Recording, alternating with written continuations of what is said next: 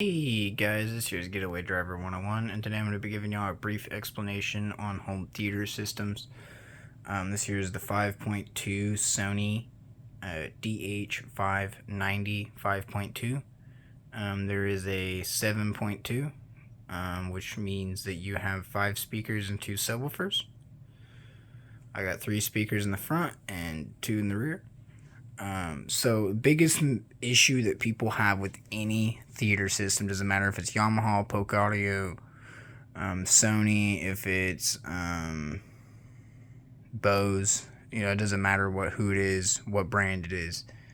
If you're new to how receivers work, you're gonna have to use an HDMI for the newer models that are above 2015 or newer. This here is a 2020 model.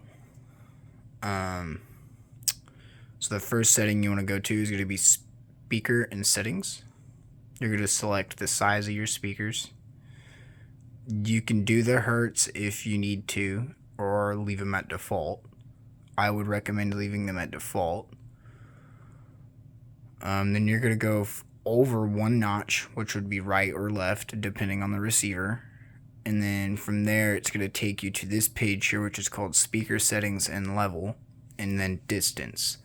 You want to set your distance up to be definitely by length of cord, not by how far it is from the receiver. And the reason why I'm saying this is because if you go by length of cord, the receiver has more power it can put into each speaker. That's why I ask for distance, so it doesn't create distortion. Usually it won't, because most receivers now have an auto detection for that kind of stuff, so it prevents it from doing that kind of stuff, but that don't mean nothing. It's still better to do your whole feet thing. Now, I recommend that if you do that, try to make sure they're not too close together, but relatively decent from each other. Your rear surround sound, you want at least a half a notch up higher than your front, left, and right. And the reason why is because that makes everything else sound cleaner. Your center speaker, you want at least a half a notch or one whole decimal lower. It's up to you. I would prefer a half or one. Subwoofer, you can max it out if you want to, if your subwoofer has its own tune knob on it. Mine has 2 tune knobs for frequency and for volume. For frequency, for any home theater, is 80 hertz. For sound bars is 120 hertz or 160, depending on the sound bar. So if you have a tune subwoofer that you can tune, make sure it's set to 80 hertz. Make sure it's set to either 180 or 0. Mine is set to 0, so it only does 80 hertz to 0, which is good. It sounds very nice, very clean. Couldn't ask for a better setup. And these here are original speakers from 2005, and they still work just fine. Don't get me wrong, I have thought about replacing them, but they work just fine. So from there, after you tune this section, you're going to go back to this section.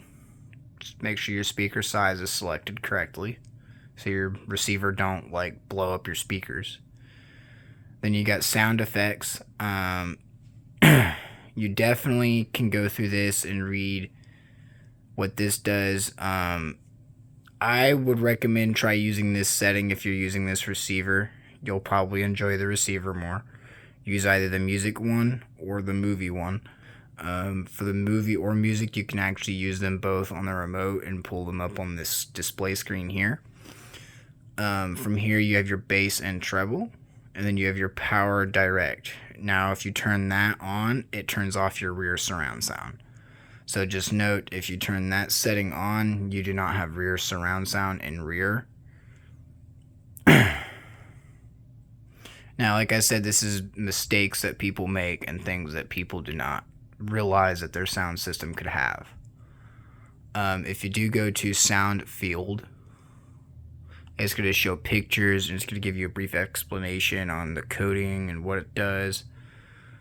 Figure out which two you like, and then from there you want to take your buttons and figure out which buttons are going to do what for that sound field.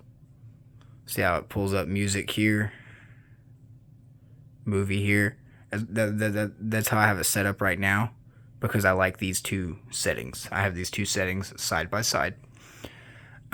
Most receivers, you won't be able to save the settings, which is normal. The only settings that will save after you get done doing all this is going to be your speaker settings, your distance, and your bass, treble, and your yes and no's. These settings here usually are left whenever you turn the receiver on or off. So if you leave it on movie, it will stay on movie. If you leave it on music, it will stay on music whenever you turn the receiver off. Sometimes a receiver does have an auto connect setting for syncing, which means that it can switch on its own. You can turn that on and see how you like that. Just note that when you have syncing turned on, sometimes it will turn off on its own. Now what syncing does, let me pull up the syncing setting. So from here, you're going to back out of all of this. You're even going to click back from home screen, and then you're going to click the home screen button again.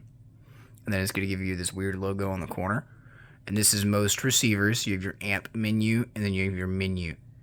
You're going to click your options first.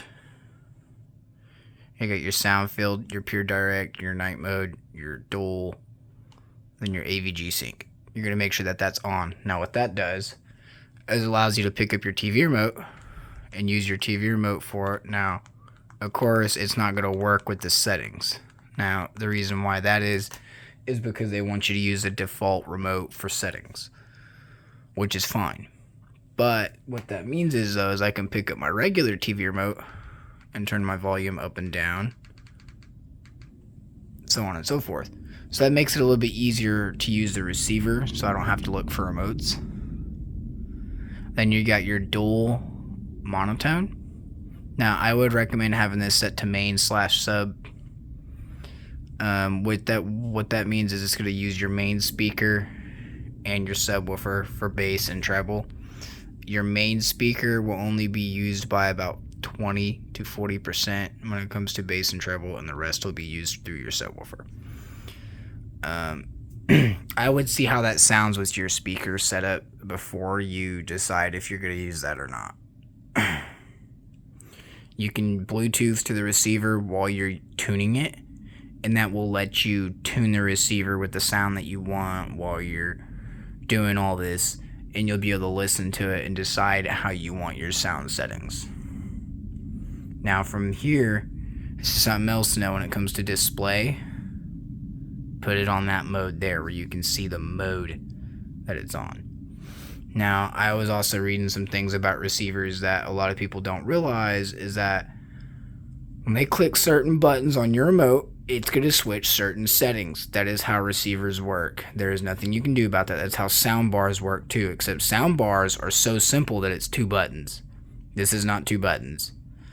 So those that are like, oh, I have the receiver and my display don't work, that's because you did this. You went to dimmer and did that. You did that. It's not, it's on, but you turned your dimmer off.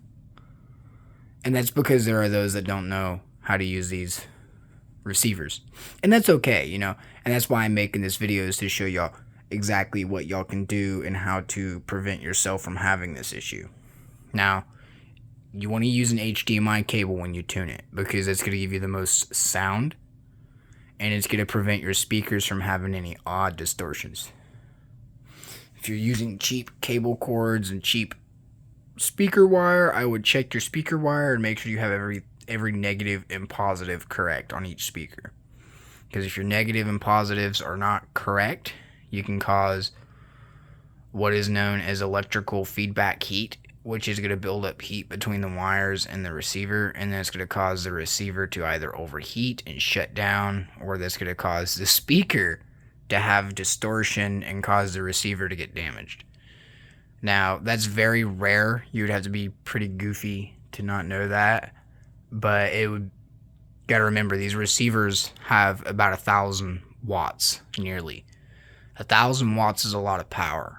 1,000 watts is enough to kill you if you touch it. That's literally equivalent to a microwave.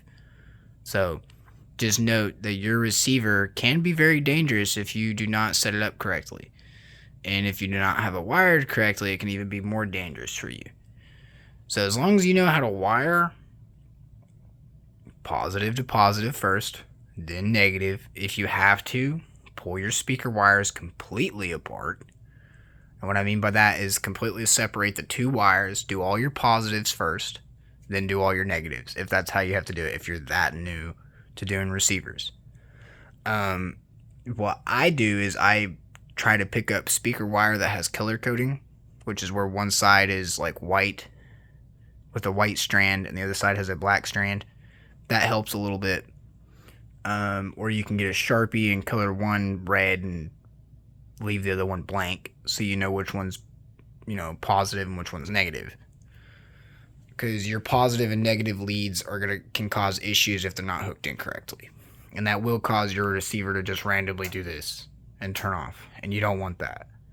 All of a sudden, you'll be listening to music and you'll be like, what just happened? Why did it just turn off? Well, you don't have it wired correctly. If you don't have it wired correctly, it's not going to work correctly. Because the receiver is protecting itself so it don't cause an electrical fire.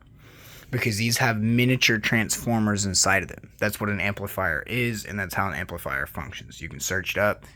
An amplifier itself takes a certain amount of watts or a certain amount of volts, multiplies it by a certain scale.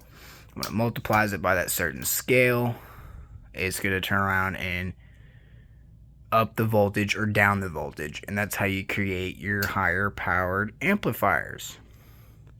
It's like a mini transformer, but for sound. Other than that, that's how you set up your receiver. Just make sure you go through all your settings. You got your amp menu. Your amp menu is for tuning the receiver via auto tune. I would recommend not using this. If anything, just leave it on the ST cable V whatever. I would recommend leaving it on that. I would not go through and try to use the automation tuner, because the automation tuners honestly have more issues. Front surround sound, when you turn that on, it's going to disable your rear surround sound. To prevent that, use your movie or music mode. Your movie mode, if you keep clicking it and you happen to forget what mode you were on, that's why I said leave it on display. This is the mode that I like to use. From there, if I click music, it will switch that same mode to music. Say movie, music, movie, music. It's the same mode, just two different versions of it. And that's what I'm trying to explain to y'all. When y'all set it up, after you get everything else set up through this, your TV, if you're using your TV with a fiber optic cord that has a red laser plugged into that, you can adjust your bass and treble on your TV, which will return increase it on your receiver, so you can even get more power out of your sub. Now remember though, the more you increase certain scales from this to that being powered, may result in blowing your subwoofer. So be careful when it comes to trying to do a double increase, because this is already at a 10 10 10, so it's at 3 10s. This is at a 2 for treble and bass, so it means it's at a 10 10 12. Okay, which means that I'm pushing a total of 400 watts directly to the subwoofer. I'm pushing exactly what that subwoofer can handle, is 400, and it bumps very smooth. I'm going to be getting a second subwoofer, and it's going right there. Other than that, thanks for watching, and I hope this helped y'all with tuning your receiver, adjusting it, and setting it up correctly. Thanks for watching. Like or subscribe, and I will see y'all next time.